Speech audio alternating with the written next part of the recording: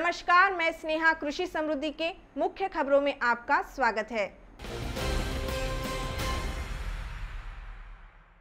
देश में corona virus की दूसरी लहर के बीच लगाए जा रहे लॉकडाउन का खौफ गरीब तबके में दिखने लगा है। कोविड-19 के सबसे ज्यादा केस मुंबई में आ रहे हैं। यहां लगाई गई पाबंदियों के कारण उत्तर प्रदेश जा रही ट्रेनें प्रवासी मजदूरों से खचाखच भरी देखी गई है। एक यात्री ने बताया, ट्रेन गोरखपुर जाएंगी। यहाँ कोरोना के मामले बढ़ रहे हैं, इसीलिए हम शहर को छोड़कर जा रहे हैं। एक अन्य प्रवासी श्रमिक ने कहा, हम अपने शहर यूपी जा रहे हैं। यहाँ अभी नाइट कर्फ्यू है, यहाँ कभी भी लॉकडाउन हो सकता है। पिछले लॉकडाउन की तरह अफरा तफरी से बचने के लिए हम अपने घर जा रहे हैं। हमें भी नहीं पता कि हम वापस कब आएंगे। गुजरात में भी कोविड-19 मामलों में अचानक वृद्धि के कारण एक और लॉकडाउन की आशंका के बीच प्रवासी मजदूर और उनके परिवारों ने सबसे ज्यादा प्रभावित सूरत और अहमदाबाद से लौटना शुरू कर दिया है। हालांकि सरकारी अधिकारियों का कहना है कि शहरों को छोड़कर जाने वाले लोगों की संख्या बहुत कम है और लोगों को एक जगह से दूसरी जगह जाने से नहीं रोका जा सकता है। दिल्ली में काम करने आए प्रवासी मजदूर भी अपने गृह राज्य लौटने लगे हैं। एक महिला मजदूर के मुताबिक, हम पिछली बार जैसे फंसना नहीं चाहते। ब्यूरो रिपोर्ट, कृषि समृद्धि। देश में कोरोना की दूसरी लहर के विकराल रूप धारण करने के बीच प्रधानमंत्री नरेंद्र मोदी ने मुख्यमंत्रियों के साथ बैठक कर स्थिति की समीक्षा की। प्रधानमंत्री नरेंद्र मोदी ने कहा कि अभी संपूर्ण लॉकडाउन की नहीं, दवाई और कड़ाई की जरूरत है। प्रधानमंत्री ने राज्य को वैक्सीन से ज्यादा टेस्टिंग पर फोकस करने की सलाह दी। कहा कि हर संक्रमित के 30 कॉन्टैक्ट ट्रेस करने चाहिए। इस दौरान पूरी क्षमता से टीकाकरण पर जोर देने और वैक्सीन की बर्बादी को रोकने की बात कही। आरटी-पीसीआर टेस्ट बढ़ाने पर जोर देते हुए पीएम ने 11 अप्रैल से 14 अप्रैल तक टीका उत्सव मनाने का सुझाव दिया। नाइट कर्फ्यू को प्रभावी बताते हुए कोरोना कर्फ्यू के तौर पर लागू करने की सलाह दी। इससे लोगों में जागरूकता बढ़ेगी। पीएम मोदी ने कहा कि स्वैब का सैंपल लेने में सावधानी बरतनी चाहिए। मुंह और नाक के अंदर से सैंपल लिया जाना चाहिए। मौत के मामले में काफी जांच की जरूरत है। किस स्टेज में बीमारी का पता चला, मरीज को कौन कौन सी बीमारियां थी, जैसे की जानकारियां इकट्ठा करनी चाहिए। पीएम मोदी ने कहा कि वैक्सीन लगवाने के बाद भी तनिक भी लापरवाही न हो। मास्क लगाने समेत कई सावधानियों की पहले से भी ज्यादा जरूरत है और ऑक्सीजन वेंटिलेटर की उपलब्धता की लगातार समीक्षा की जरूरत है। ब्यूरो रिपोर्ट, कृषि समृद्धि। 3 अप्रैल को छत्तीसगढ़ के बीजापुर में नक्सलियों से मुठभेड़ के बाद अपहरण किए गए जवान राकेश्वर सिंह को नक्सलियों ने छोड़ दिया है। बताया जा रहा है कि राकेश्वर इस समय तर्रेम में 168वीं बटालियन के कैंप में है। वहां उनका मेडिकल चेकअप किया जा रहा है।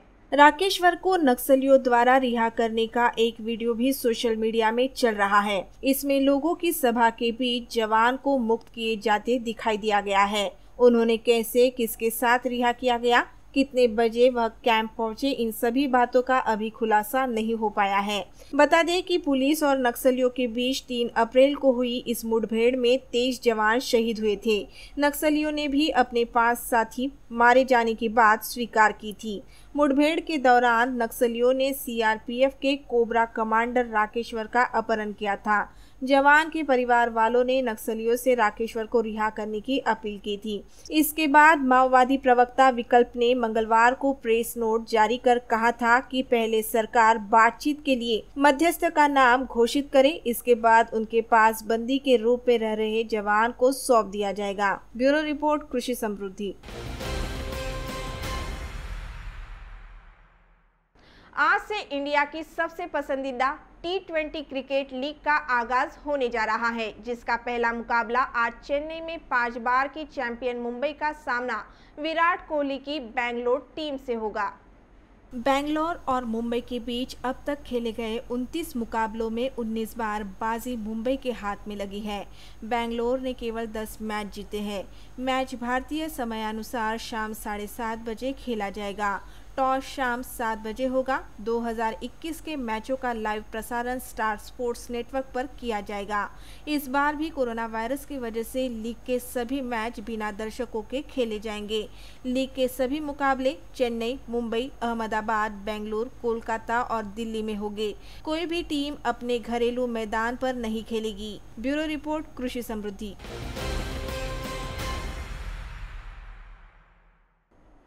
देश में और खासकर महाराष्ट्र में कोरोना का प्रभाव बढ़ता जा रहा है। ऐसे में मुंबई में वीकेंड लॉकडाउन और नाइट कर्फ्यू के चलते बड़े पैमाने पर फिल्मों और टीवी सीरियल्स की शूटिंग को भी नुकसान हो रहा है।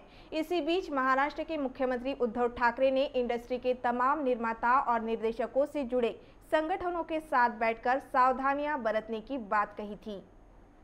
ऐसे में अब federation of western India cine A employees ने फिल्मों, टीवी सीरियल्स व वेब शोज की शूटिंग को लेकर नए गाइडलाइन जारी किए हैं। भीड़ वाले दृश्य और डांस वाले गानों की शूटिंग की इजाजत नहीं। शूटिंग के सेट व प्रोडक्शन से जुड़े सभी दफ्तरों में लोगों को लगातार मास्क पहने रहना होगा। Federation of western India cine A employees ने इसे लेकर नई गाइडलाइन जारी करने को कहा। साथ ही इन गाइडलाइन का पालन करने और निगरानी रखने के लिए एक मॉनिटरिंग टीम का भी गठन किया है। इन दिशा निर्देशों का उल्लंघन करने वाले व्यक्ति या प्रोडक्शन यूनिट पर दंडात्मक कार्रवाई की जाएगी। महाराष्ट्र में लगाए गए रात 8 बजे से सोमवार सुबह 7 बजे तक के लॉकडाउन का इंडस्ट्री की ओर से पालन किया जाएगा। इस दौरान किसी भी तरह की शूटिंग नहीं की जाएगी। साथ ही प्री और पोस्ट प्रोडक्शन की गतिविधियों की भी इजाजत नहीं होगी। ये दिशा निर्देश 30 अप्रैल 2021 तक लागू रहेंगे। ब्यूरो रिपोर्ट, कृषि समृद्धि। दुनिया भर के देशों में कोविड-19 की वैक्सीन को लेकर छिड़े विवादों और किल्लत के बीच अब कोरोना को नोजल स्प्रे यानी नाक में डाली जाने वाली दवा के जरिए रोके जाने की कोशिश कई देशों में शुरू हो गई है। भारत से ही कई देशों में कोविड वैक्सीन के दोनों डोज लेने के बावजूद बड़ी संख्या में लोगों के कोविड पॉजिटिव होने और कई देशों में टीका लेने के बाद खून के थक्के जमने की शिकायतों के बाद वैक्सीन विकल्प की तलाश की जा रही है।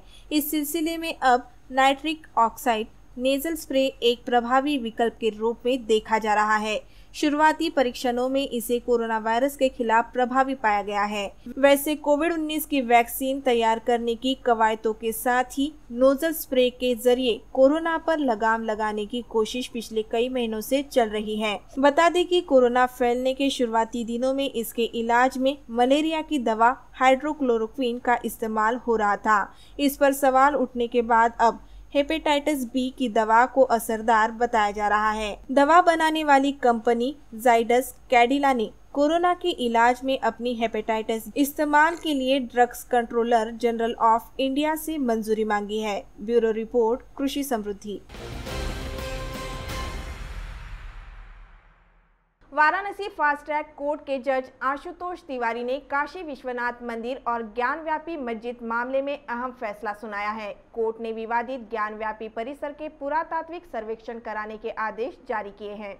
कोर्ट के इस फैसले के बाद अयोध्या की तरह अब ज्ञानव्यापी मस्जिद की भी खुदाई कर ASI मंदिर पक्ष के दावे की प्रामाणिकता को परखेंगी। ज्ञानव्यापी परिसर के पुरातात्विक सर्वेक्षण की याचिका पर senior division fast track court में 2 अप्रैल को बहस पूरी हुई थी। कोर्ट ने इस मामले में सभी पक्षों की दलील सुनने के बाद फैसला सुरक्षित किया था। बता दें कि ज्ञानव्यापी मस्जिद पक्ष ने विवादित ढांचे के पुरातात्विक सर्वेक्षण कराए जाने को लेकर आपत्ति दर्ज कराई थी। श्री काशी विश्वनाथ मंदिर और ज्ञानव्यापी मस्जिद मामले में 2019 दिसंबर से पुरातात्विक सर्वेक्षण कराने को लेकर कोर्ट में बहस चल रही थी। ब्यूरो रिपोर्ट, कृषि समृद्धि। ऑक्सीजन की कमी ने मध्य प्रदेश में 5 कोरोना मरीजों की जान ले ली है। प्रदेश के सागर के बुंदेलखंड मेडिकल कॉलेज में 4 और खरगोन में 1 कोरोना पेशेंट की मौत हुई। ऑक्सीजन की कमी का कारण गुजरात से आने वाली किल्लड़ ऑक्सीजन की सप्लाई का बंद होना बताया गया है। शिवराज सरकार ने स्वास्थ्य प्रोटोकॉल लागू कर दिया है। इसके तहत कोविड मरीज को लक्षण देखने के बाद ही बेड दिए जाएंगे। आईसीयू बेड उन्हें ही मिलेगा जिनकी हालत गंभीर होगी और जिनके ऑक्सीजन फ्लो को तुरंत कंट्रोल करने की जरूरत दिखेगी। इंदौर में रेमडेसिविर इंजेक्शन की भारी कमी है। दवा बाजार की दुकानों में लंबी लंबी कतारें लग रही है। कई लोगों को खाली हाथ भी लौटना पड़ रहा है। ब्यूरो रिपोर्ट, कृषि समृद्धि। मौजूदा मिसेस वर्ल्ड कैरोलाइन जूरी ने ब्यूरो कॉन्टेस्ट के दौरान मंच पर हंगामा मचा दिया था। रविवार को मिसेस श्रीलंका नाम की एक सौंदर्य प्रतियोगिता को सरकारी टीवी चैनल पर लाइव दिखाया जा रहा था। प्रधानमंत्री की पत्नी भी इस प्रोग्राम के मेहमानों में शामिल थी। पुष्पिका डी सिल्वा प्रतियोगिता की विजेता चुनी गई थी। कैरोलाइन जूरी को इस साल की विजेता पुष्पिका को ताज पहनाना था, लेकिन मंच पर उस समय हंगामा खड़ा हो गया जब कैरोलाइन ने पुष्पिका के सिर से ताज छीनकर दूसरे नंबर पर रहने वाली प्रतियोगिता को पहना दिया। कैरोलाइन का कहना था कि पुष्पिका तलाकशुदा है और प्रतियोगिता के नियमों के अनुसार उन्हें इसका विजेता नहीं माना जा सकता है। पुष्पिका के मुताबिक वो अपने पति से अलग रहती है, लेकिन उनका तलाक नहीं हुआ है। आयोजकों का कहना है कि उन्हें पूरी उम्मीद है कि कैरोलाइन जूरी सार्वजनिक रूप से माफी मांगेंगी। उन्हें पुष्पिका के सिर से ताज छीनकर चोटिल करने के आरोप में पकड़ा गया था। ब्यूरो रिपोर्ट, कृषि समृद्धि। कृषि समृद्धि के मुख्य समाचार यही समाप्त होते हैं। तब तक के लिए देखते रहिए कृषि समृद्धि। नमस्कार।